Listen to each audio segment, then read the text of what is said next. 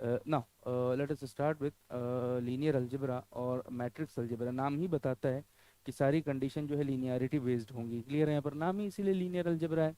तो हम लोग स्टार्ट करते हैं। आप ज़रा सा देखिए। आप तो एक एक चीज़ हम लोग one by one easily we will explain. शुरू का 15 मिनट बहुत बेसिक है, उसके बाद जो है हम लोग का मेन टॉपिक लीनियर अलजेब्रा वाला स्टार्ट हो जाएगा। क्लियर है? यहाँ पर बात समझ में आया? तो स्टार्ट करते हैं। देखिए, सबसे पहले मैट्रिक्स मल्टीप्लिकेशन जो है वो एसोसिएटिव है। क्लियर है? यहाँ पर एसोसिएट का मतलब इधर उधर करके मल्टीप्लाई कर सकते हैं। मतलब पहले बी सी को मल्टीप्लाई कर दिया, फिर ए से मल्टीप्लाई कर दिया, या पहले ए बी को मल्टीप्लाई कर दिया, फिर सी से मल्टीप्लाई कर दिया। क्लियर है? यहाँ पर बात समझ में आया? तो इसको एसोसिएटिविटी प्रॉपर्टी बोलते हैं। क्लियर? तो मैट्रिक्स का आपको मालूम होना चाहिए ऑर्डर होता है। तो ऑर्डर कुछ इस तरह से होना चाहिए।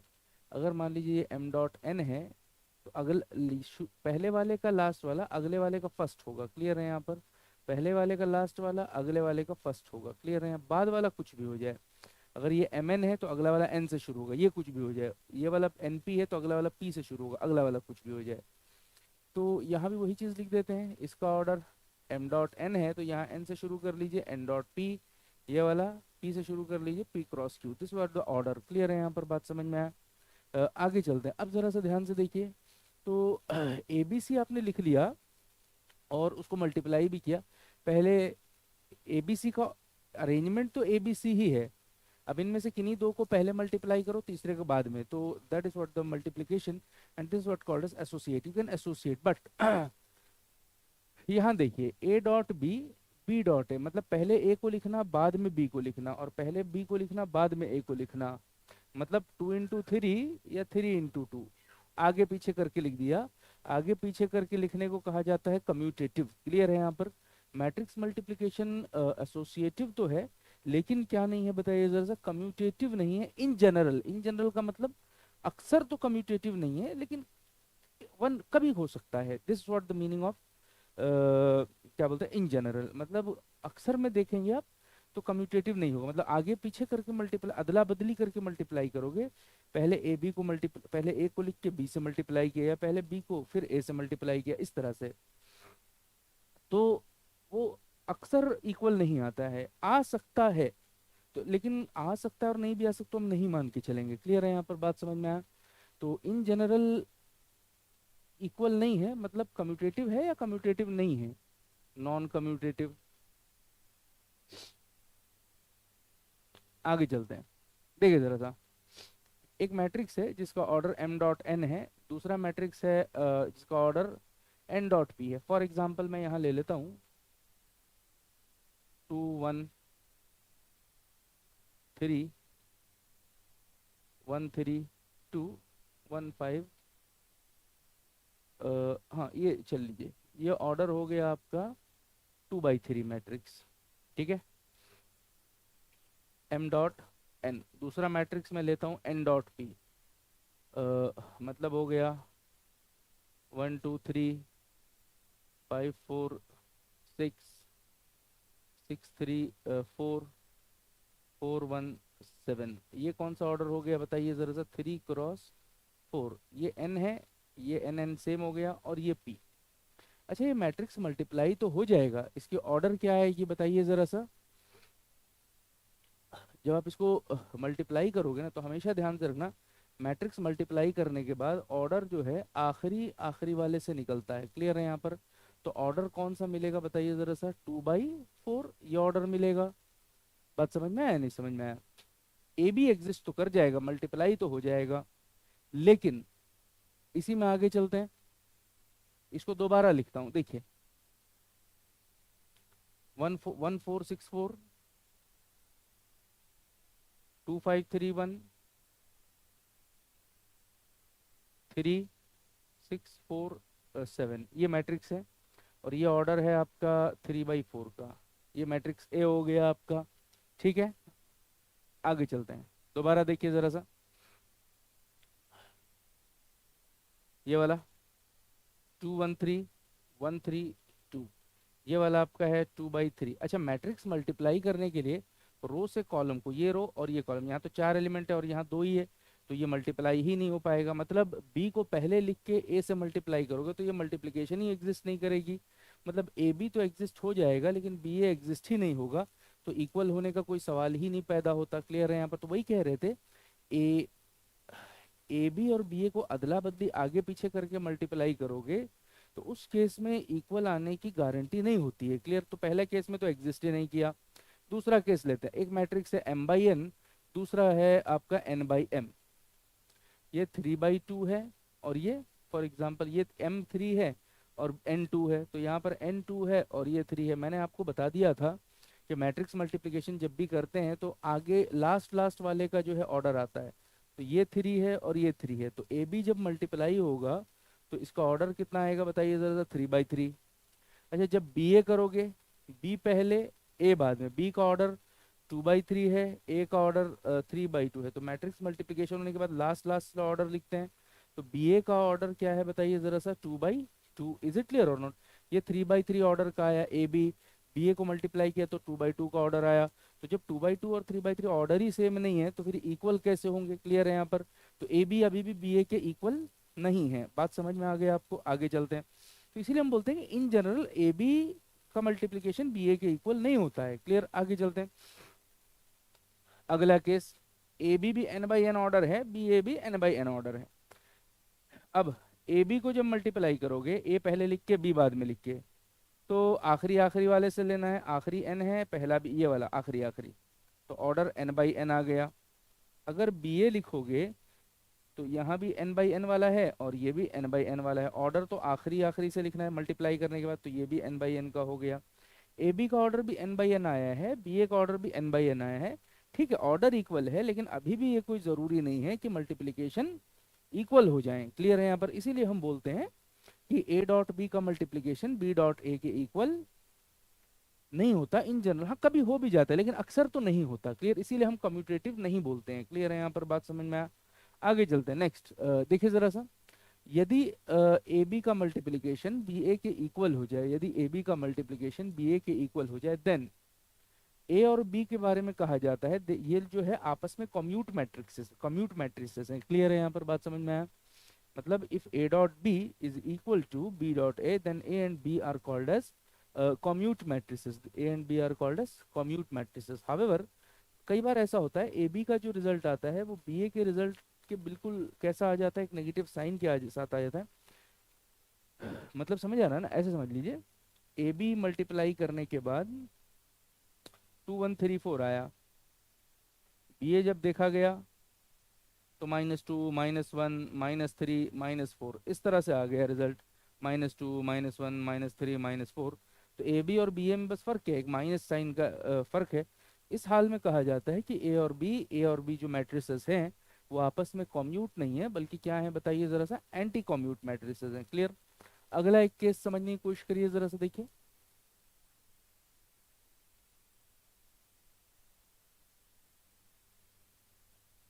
ना, फर्दर देखिए, समझिए। चीज़ आसान है। शुरू के 10-15 मिनट ऐसे हैं जो बिल्कुल बेसिक है।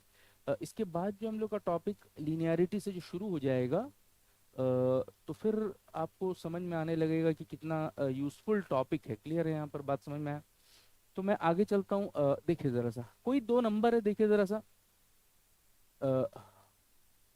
ए डॉट बी, ए एक नंबर है, बी एक नंबर है, और ये रिजल्ट ज़ीरो आना है। मतलब टू, ए को कोई नंबर मान लो और बी को ज़ीरो मान लो, या ए को ज़ीरो मान के बी को 3 मान लो, तो रिजल्ट ज़ीरो ही आ जाएगा। या ए भी ज़ीरो हो जाए, बी भी ज़ीरो हो जाए, तो रिजल्ट ज़ीरो आ जाएगा। ये मतलब है इसका। मतलब ए और बी अगर कोई नंबर है और ये प्रोडक्ट अगर ज़ीरो आना है तो या तो ए ज़ीरो हो, इधर A equal to A zero, A और बी और both A and B equal to zero, यही चीज़ बोला है। ए ज़ीरो है, बी ज़ीरो है, या दोनों ही ज़ीरो हैं, तो ओवरऑल रिजल्ट क्या आ जाएगा बताइए ज़रा सा? ज़ीरो आ जाएगा। लेकिन मैट्रिक्स का केस ऐसा नहीं है। ये समझिए ज़रा सा, ए कैपिटल ए एक मैट्रिक्स है, कैपिटल बी एक मैट्रिक्स है, इन दोनों का मल्टीप्लिकेशन कितना आ गया? ज़ीरो। तो ज़ीरो भी कोई मैट्रिक्स ही होगा। इसको कहा जाता है क्या बताइए ज़रा सा? Null matrix. तो नल मैट्रिक्स रिजल्ट में आने के लिए, रिजल्ट ज़ीरो आने के लिए ये कोई ज़रूरी नहीं है कि ए ज़ीरो हो या बी ज़ीरो हो या दोनों ही ज़ीरो हो। अगर दोनों में से कोई भी ज़ीरो नहीं होगा तब भी रिजल्ट ज़ीरो आ सकता है। ऐसे चेक करिए ज़रा सा, 2 0 0 0 0 0 0 5 मल्टीप्लीकेशन तो आप जानते ही हैं मैट्रिसेस का।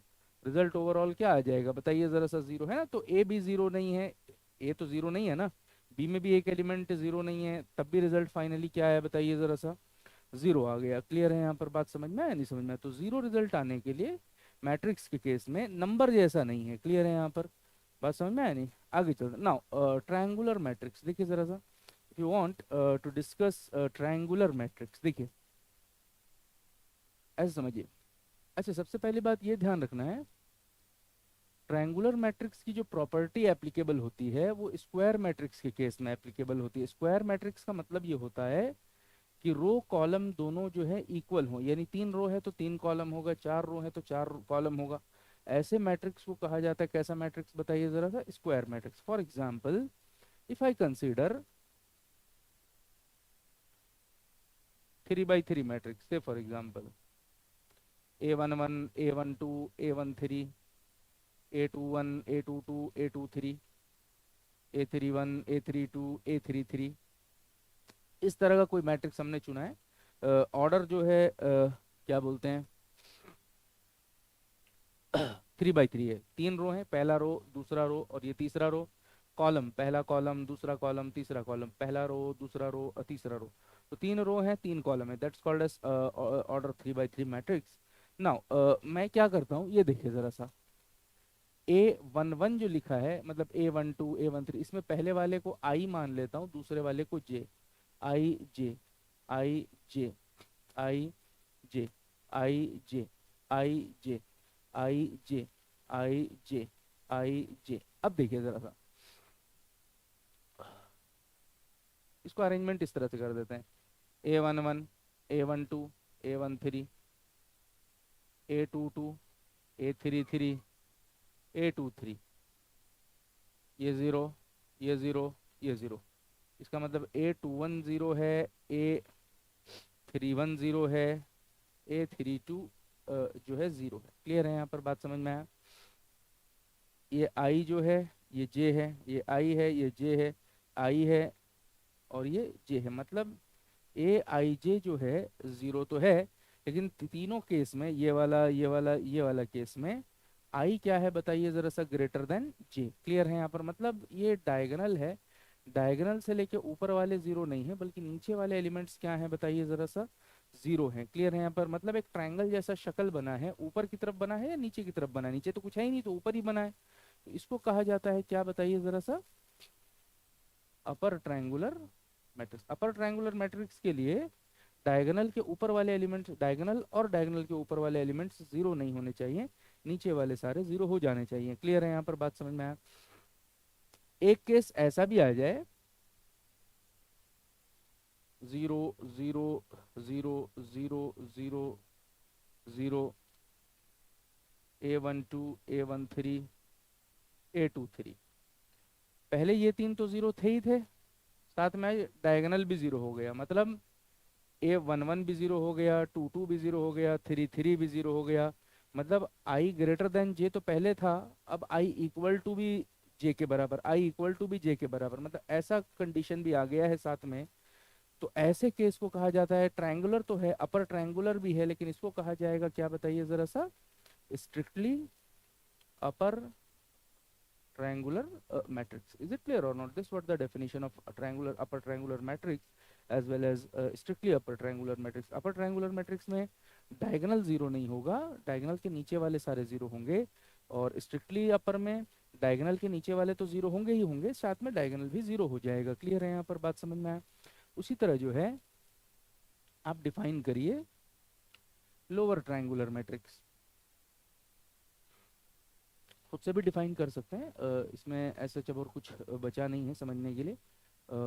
Similarly if I proceed for lower triangular matrix, तो देखिए ज़रा सा, एक मैट्रिक्स मैं ऐसे डिज़ाइन कर लेता हूँ, A11 A21 sorry A22 A33, ये वाली चीज़ ली हुई है, A21 A31 A32 A12 A13 A23, ये जीरो है, ये जीरो है, ये जीरो है, ये डायगोनल है, डायगोनल के नीचे वाले एलिमेंट्स जीरो नहीं है, डायगोनल के ऊपर वाले सारे जीरो, तो ट्रायंगल कहाँ बचा, नीचे बचा, दिस इज कॉल्ड एज क्या बताइए जरा सा, lower triangular matrix. Lower triangular matrix में A12 जीरो है, A13 जीरो है, A23 जीरो है, मतलब Aij जीरो तो है, लेकिन पहला वाला दूसरे वाले से छोटा है, पहला वाला 1 2 से छोटा है, 1 3 से छोटा है, 2 3 से छोटा है, मतलब आई किससे छोटा है बताइए जरा सा, जे से छोटा है। क्लियर है यहाँ पर बात, समझ में आया नहीं समझ में आया? अगर इसको स्ट्रिक्टली बनाना हो, स्ट्रिक्टली बनाना हो तो डायगोनल को भी जीरो करना पड़ेगा, तो इट मीन्स ये जीरो हो गया, ये जीरो हो गया, ये जीरो हो गया, A21 है, A31 है, A32 है, this is zero, this is zero, this is zero. अच्छा ये तो पहले से ही जीरो थे, ऊपर भी थे, आज ये भी जीरो हो गया, मतलब A11 जीरो हो गया, 2 2 जीरो हो गया, 3 3 जीरो हो गया, 3 3 2 2 1 1। इज इट क्लियर और नॉट? ये जीरो होने से हुआ क्या, ये बराबर, ये बराबर, ये बराबर, मतलब आई किसके बराबर, जे के बराबर, मतलब स्ट्रिक्टली अगर आपने बनाना हो तो ऊपर वाला जो कंडीशन है वो तो रहेगा ही रहेगा, साथ में किसका साइन आ जाएगा बताइए जरा सा, इक्वल का साइन आ जाएगा। क्लियर है यहाँ पर बात, समझ में आया नहीं समझ में आया? आगे चलते हैं। Now see the diagonal matrix, diagonal matrix, triangular matrix भी स्क्वायर मैट्रिक्स के बराबर है, स्क्वायर मैट्रिक्स के लिए ही एप्लीकेबल है। स्क्वायर मैट्रिक्स का मतलब होता है जिसमें रो और कॉलम बराबर हों, तो डायगोनल मैट्रिक्स भी जो है किसके लिए एप्लीकेबल है बताइए जरा सा, स्क्वायर मैट्रिक्स के लिए एप्लीकेबल है। ऑर्डर कैसे होने चाहिए बताइए जरा सा, रो और कॉलम का इक्वल होना चाहिए, मतलब 3 by 3, 2 by 2। एक मैट्रिक्स ले लेता हूँ M by M ऑर्डर, या इन जनरल मैं 3 by 3 लिख देता हूँ। क्लियर है यहाँ पर, ये A11, A12, A13, A21, A22, A23, A31, A32, A33। Diagonal matrix में डायगोनल के ऊपर वाले भी और नीचे वाले भी सारे खत्म हो जाएं, सिर्फ डायगोनल जीरो ना हो, मतलब Aij not equal to zero only if, ये वाला पार्ट जीरो नहीं है, बाकी सब तो जीरो, ये Aij not equal to zero only if 1 1 के बराबर, 2 2 के बराबर, 3 3 के बराबर, और आई इज इक्वल टू क्या बताइए जरा सा, जे ओनली। Is it clear? बाकी सारे सब तो जीरो ही हैं, तो ये डेफिनेशन हो गया। इज इट क्लियर और not? Aij not zero only i is equal to j. अगर i not is equal to j के बराबर है, मतलब 1 2 तो इक्वल नहीं है, 1 3 इक्वल नहीं है, 3 1 इक्वल नहीं है, 3 2 इक्वल नहीं है, 2 1 इक्वल नहीं है, तो इक्वल नहीं है, तो उस केस में Aij क्या हो जाएगा बताइए जरा सा, जीरो हो जाएगा। क्लियर है यहाँ पर बात, समझ में? Now proceed.